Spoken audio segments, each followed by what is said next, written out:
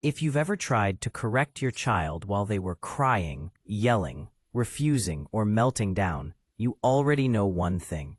Kids cannot listen in a disconnected state. You can repeat instructions, raise your voice, lecture, reason, or warn them, but nothing seems to land. That's because listening is not an obedience issue. It's a connection issue.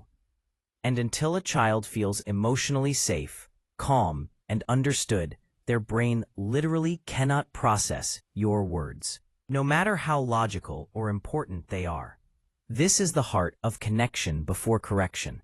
It's the simple but powerful principle that emotional closeness comes before teaching, discipline, or problem solving. Not because you're being soft or permissive, but because connection turns on the part of the brain that actually can cooperate, reflect, and learn. To understand why this works, it helps to look at the brain. When a child is upset, angry, sad, overwhelmed, overstimulated, frustrated, the emotional part of their brain takes over. This is the fight, flight, or freeze system. The thinking part of the brain, the part responsible for reasoning, impulse control, empathy, and decision-making, shuts down temporarily. In that state, no amount of correction is effective. They're not ignoring you. They're neurologically unavailable. Connection acts like a bridge between emotional overwhelm and logical thinking. When you connect, through empathy, presence, gentle tone, or physical closeness, you help regulate your child's nervous system. Once their emotions settle, their thinking brain comes back online, and then they can absorb your guidance. Connection is not indulgence, it's neuroscience. The first step in practicing connection before correction is pausing your instinct to fix. Most parents move too quickly toward discipline because they want to stop the behavior immediately. But correction delivered during emotional chaos usually escalates the situation. Instead, pause, breathe, ask yourself, what does my child feel right now? It's often frustration, disappointment, fear, confusion, or shame. Address the feeling first, and the behavior becomes easier to guide.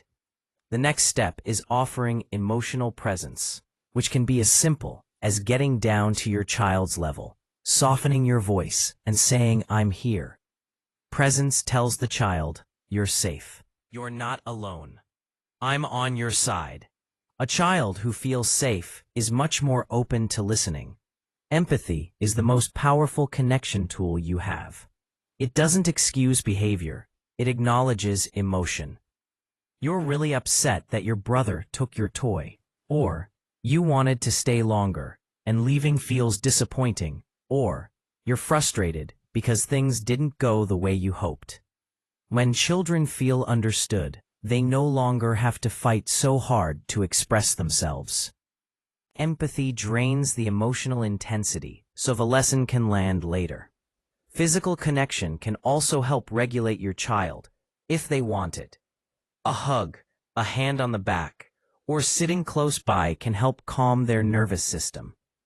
But some kids need space, and that's okay too. Connection doesn't require touch. It requires presence and respect.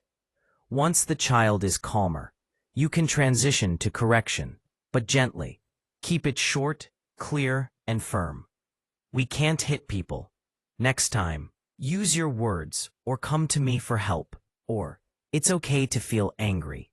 It's not okay to throw things." Let's practice what you can do instead. Correction works best when it feels like guidance rather than punishment. Another key part of this approach is timing. Not every teaching moment has to happen immediately. If your child is still recovering emotionally, it's okay to delay the lesson until later. Teaching works best when your child is regulated, not when they're raw. Connection before correction also prevents shame. Shame shuts kids down. Connection opens them up. When children feel safe with you, even in their worst moments, discipline becomes something you do with them, not to them. And that creates long-lasting behavioral change. A practical strategy to support this approach is reflective listening. When your child expresses big feelings, reflect the message behind their behavior. You're telling me you're overwhelmed. You wanted more control over what happened. You're showing me you need help. Kids feel more understood when you reflect instead of react. Another tool is playfulness, especially for younger children. Play lowers defenses and builds instant connection. If your child refuses to get dressed, you might say, "Should we let the shirt chase you?" Or, "Let's see who can put on socks first." Play doesn't replace boundaries. It makes them easier to follow. Connection before correction doesn't mean children never face consequences. It means consequences are delivered when they can learn from them. A calm, connected child can accept a limit. A dysregulated child cannot. Perhaps the most beautiful part of this approach is what it teaches your child long-term. It teaches them that relationships are safe spaces, not places of fear. It teaches them emotional regulation through your example. And it teaches them that mistakes are moments for guidance, not shame. Kids listen more when they feel seen because feeling seen settles their nervous system. It makes them feel valued.